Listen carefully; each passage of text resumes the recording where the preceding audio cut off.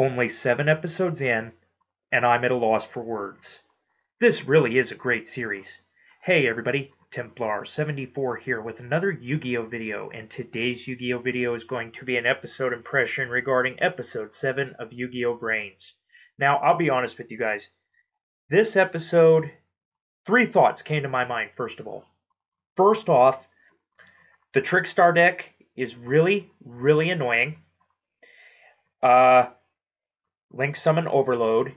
And the third and possibly most important thought is Revolver, you are an evil son of a...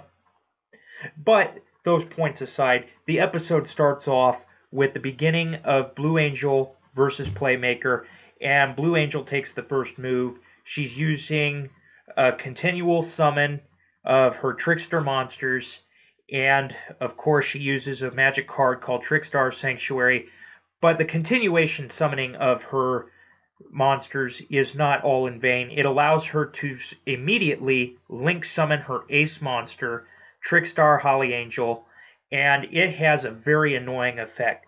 Anytime that a card is added to your hand outside of the regular draw phase, you end up taking 200 points of damage. And when she combines that with her card, Trickster Sanctuary, she increases that to 400, because when you take damage from that effect, you'll take 200 more points of damage thanks to Trickstar Sanctuary's effect.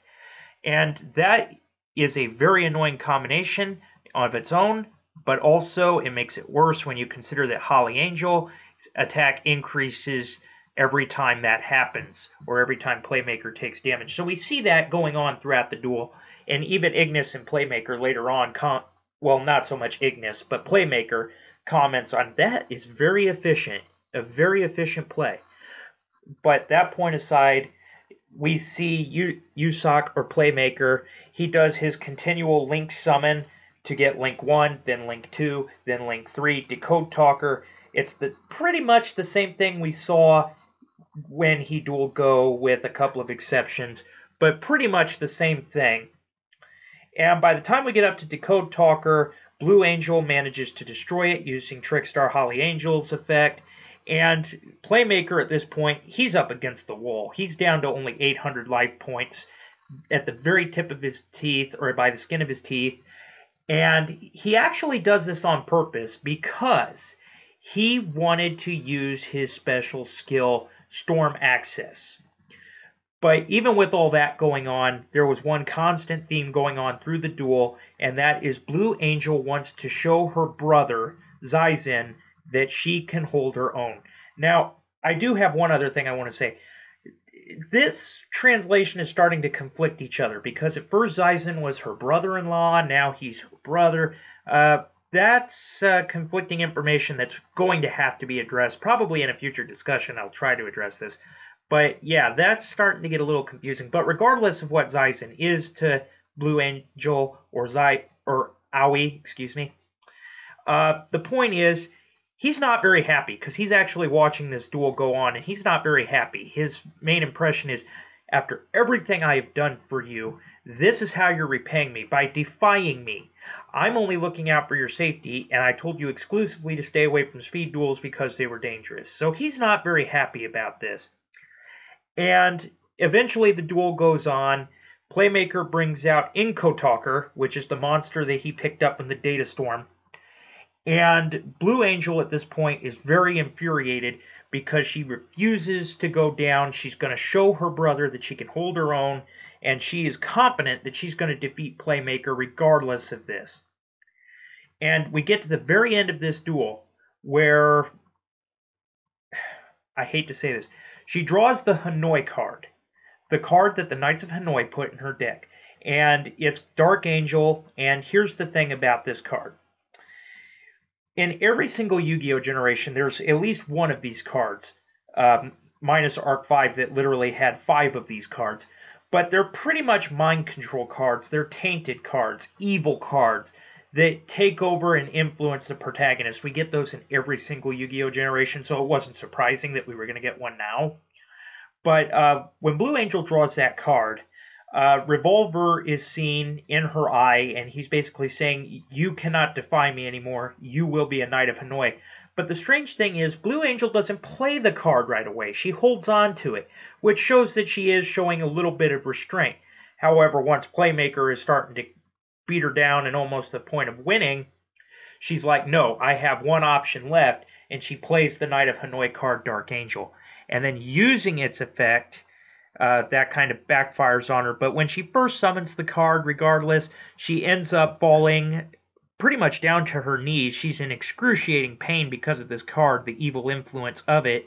And actually, even Ignis and Playmaker both said this, and they sensed this throughout the duel ever since she drew that card, that Hanoi's presence was growing. And the only thing they could think of was that card.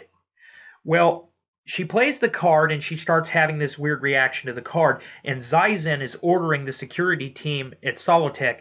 He's like, shut this duel down. Shut this duel down. I'll take responsibility for it. Just shut it down. And his people are trying to shut it down, and they can't because of an error code.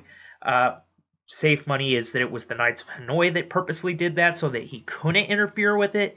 But who knows on that.